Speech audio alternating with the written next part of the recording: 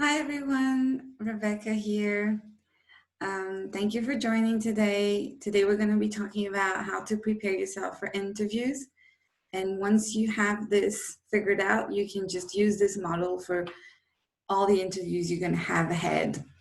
I know it's a tough time and maybe you're not having tons of interviews scheduled, but things are going to warm up. I promise they will. And I want to make sure that you're ready for when it happens. And it's probably going to be around September when the market starts picking up again.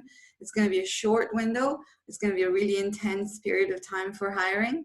And I think it's really important that you start acquiring those skills now. So when it comes to interviews, let's dig right into this. There are three types of questions that you would be asked when you are in an interview. The first type is usually direct. So tell me about yourself. When are you free to start? Have you done this before? Or what are you doing now? Those types of direct questions, they are pretty straightforward. You have to develop on each and every one of them. And of course, we can dig deeper.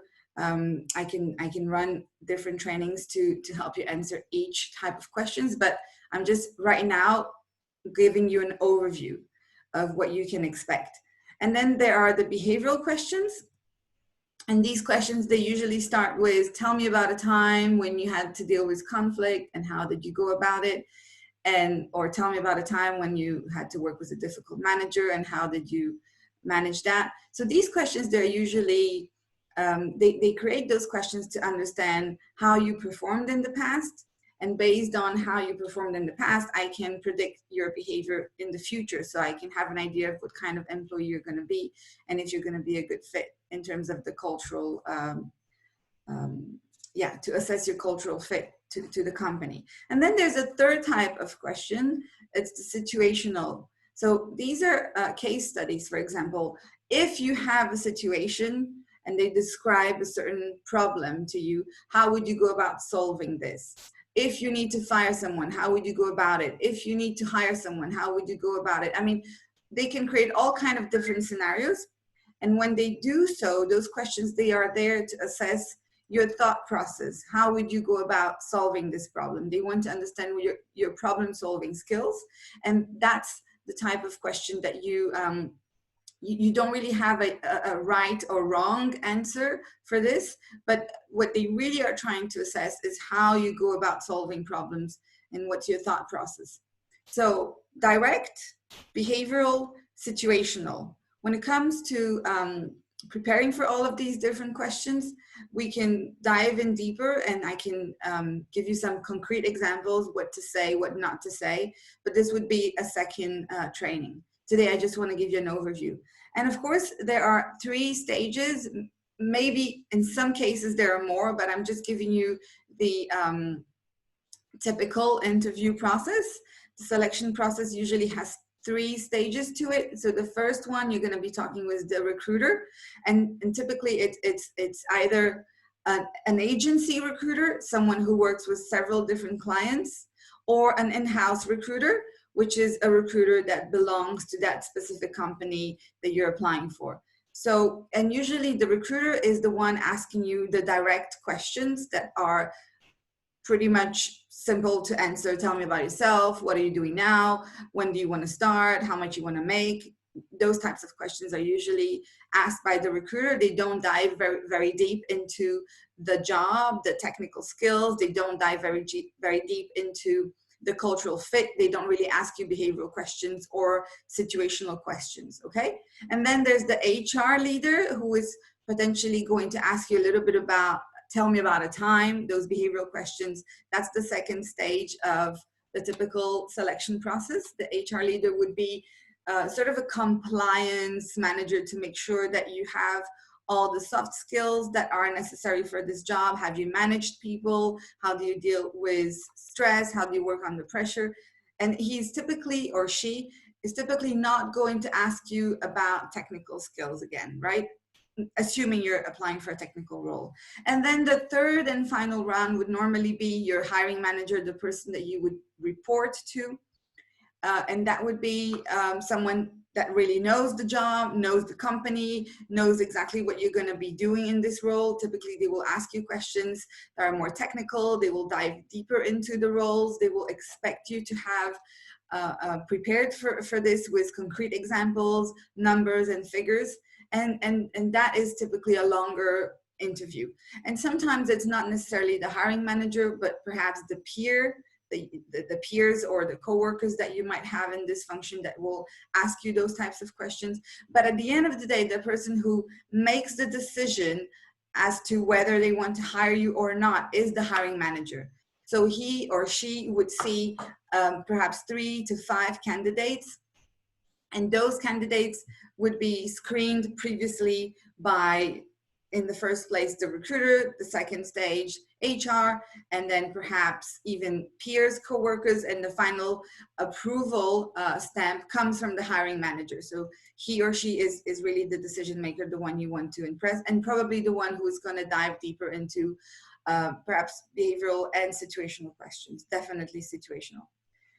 Interview panels. So here's the thing, when you're preparing for an interview, there's always an interview panel. Either 1, 2, 3 or more people are going to be at the other end of the table asking you questions. It's very important that you discover who these people are, because you want to study them ahead of the interview to prepare your questions and to know who you're going to be addressing. This is really important. So you want to know what publications they have. You want to Google them. You want to understand, you want to go on YouTube and type in their names, understand what are they talking about. Do they have any talks out there? Do they have any videos? Have they talked at conferences? You know, what are they passionate about? What are the themes that they like to talk about? And this is something that will prepare you for the conversation with them.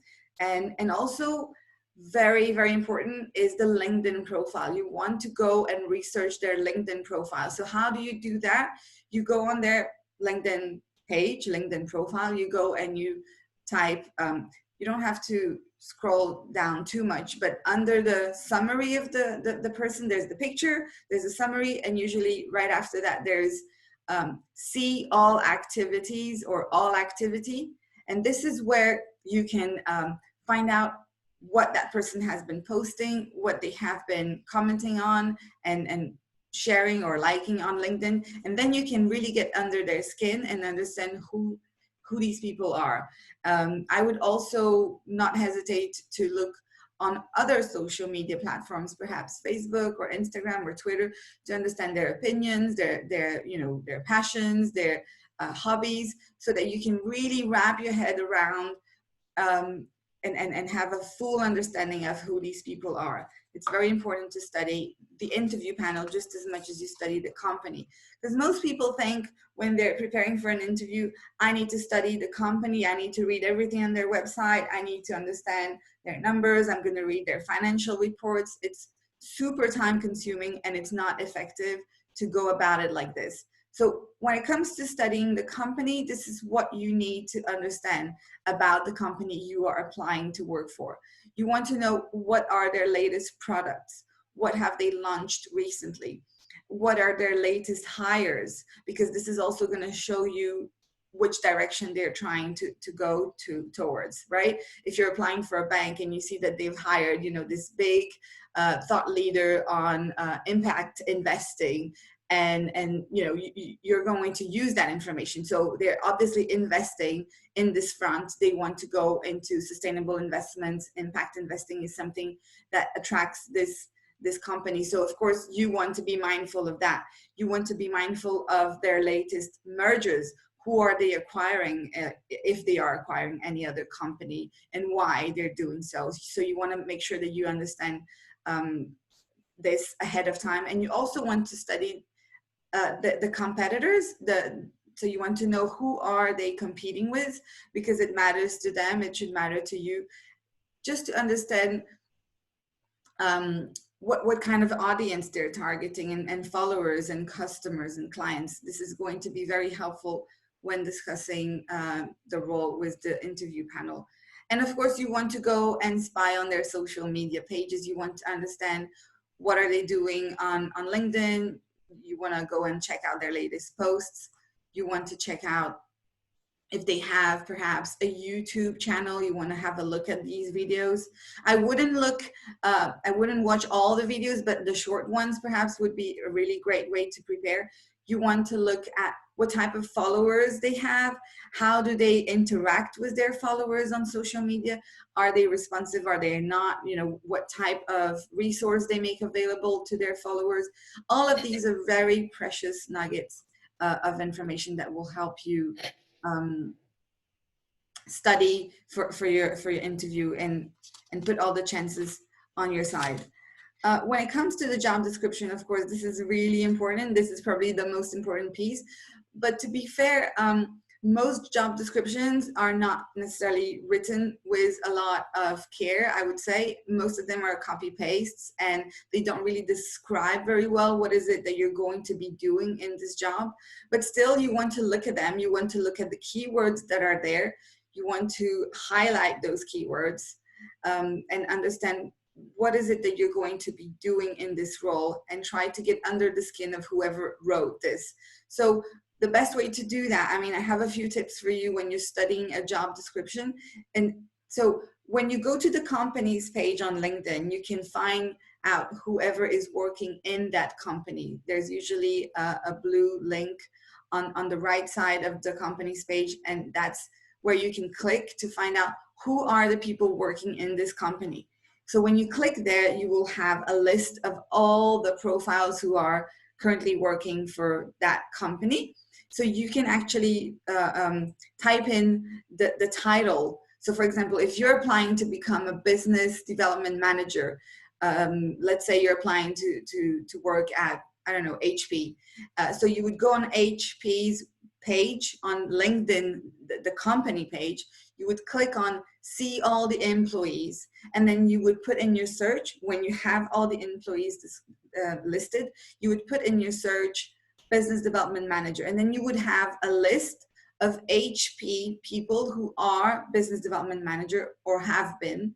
And this is going to help you immensely, because you're going to go and research these people and understand their profiles and their backgrounds, just to have a flavor of who they are, what type of people HP is hiring to be their sales, to be their sales leaders and business development managers. What type of background is HP valuing? Is there any pattern in those profiles that you can recognize? Is there any school that they seem to be hiring from more often than not, or any company that they're poaching from? Is there any sort of data that you can extract from those profiles that you've selected there, so that you can understand, okay, so these are the type of people that they like to hire for this position at this company. So you also want to understand how many applicants are applying for this job that you applied for. So typically, I think if you have a premium membership with LinkedIn, you can see how many applicants are applying for each and every job. If you see that there are 500, 400, 300, I think it's not even worth applying. You have to apply where you have an edge, of course.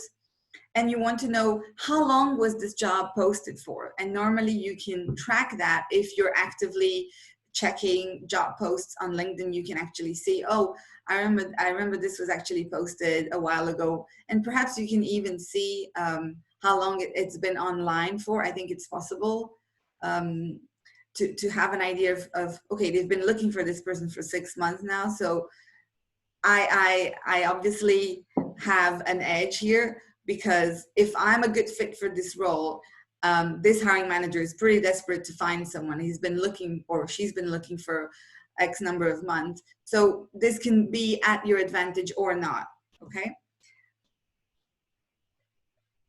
The other thing you want to know is this role a role that seems to be an evergreen position? Because sometimes positions have, it's not just one, they're hiring like 10 of the same type.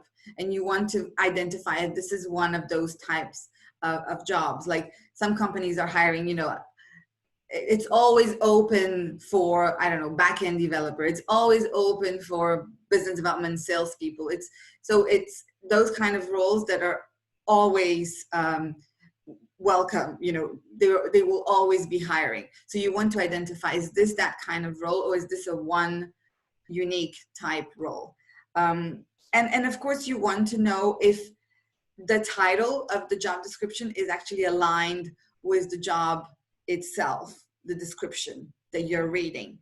Because sometimes they like to sort of oversell. Like Google, they publish, for example, instead of writing receptionist, they'll be, you will see the title would be like first impressions manager. So they sort of make it more attractive, more sexy, the title. But at the end of the day, when you read the description of the job, you're going to be picking up the phone and opening doors and serving, managing the caterings. And so it's a receptionist role, right? You can call it different names, but that's what it is. So it's important that you also analyze the roles, because sometimes they have way too much, they are very attractive, but the job is not necessarily new in that sense. Okay, so the next thing I want to talk about briefly is the salary, and I think this is a big pain point for a lot of people. So one thing that I want to start with, people are going to ask you how much you want to make, and you will have to disclose this information at the first call normally. The first call that you get is normally going to be, tell me about yourself, what are you doing today, how long do you need to move into a new role, what do you want to make? Typically, people will ask you, what do you want to make? But if they ask you, what are you currently making? It's borderline illegal. In states like in New York and California, it's already banned. People are not, hiring managers, recruiters, they're not allowed to ask people how much you are making today. So this is a very confidential information that you don't want to disclose to anyone. You want to tell them how much you wish to make. And how are you going to give them that number? Don't give them a range, you're going to give them one number. And it's typically a number based on your research. So you're going to go on glassdoor.com, payscale.com, you're going to research what is it that this company is paying their employees and how much I can expect for the job I'm going to do there. What is the competition paying? You also want to do that research. And what if you're bringing clients? If you're in a sales role, what if you're bringing a portfolio of clients along with you? So that's very, very precious to any company, right? If you're bringing buyers, customers, clients along with you, you want to disclose that information as well. And you want to understand the full compensation package of, because maybe they have free lunches or maybe they have tons of days off. You also want to be mindful of that. But when you reveal your number, it has to be the base comp. You're talking about the base comp and not the total compensation. So the base compensation, I typically advise my clients to go about it in a smart way. Like I said, not a range.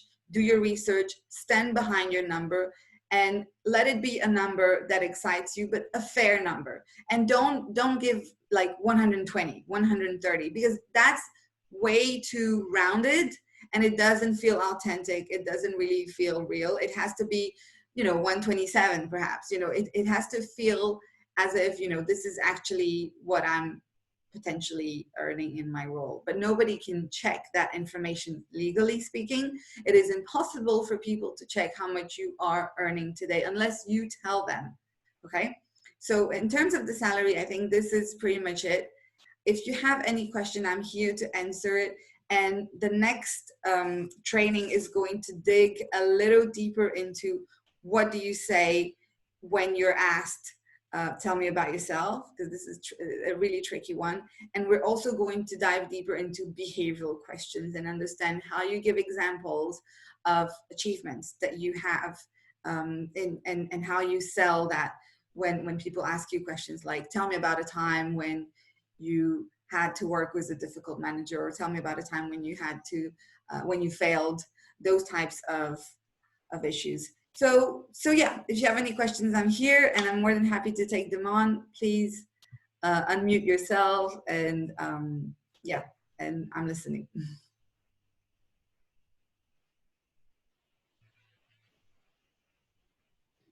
This is recorded anyways, so I'm going to make sure that this is available to you on LinkedIn.